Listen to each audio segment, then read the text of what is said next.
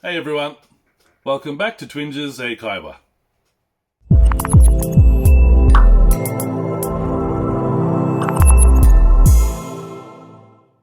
皆さん、こんにちは。Twinges 英会話です。Welcome back。今日のワンポイントレッスンは Find versus Find out。Find という英語は何か見つける。Find は見つける。で、何かというか、物とか人でも見つける。で、文法というのは find plus 名詞。で、find だけはもちろん動詞だから、その過去は found。例えば、I found my wallet. It was under the desk. 財布を見つけた。机の下にあった。で、もう一つ。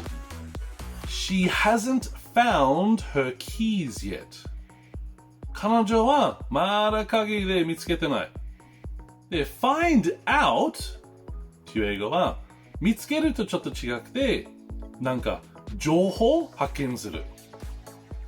自分がリサーチして、で、その正しい情報で発見する。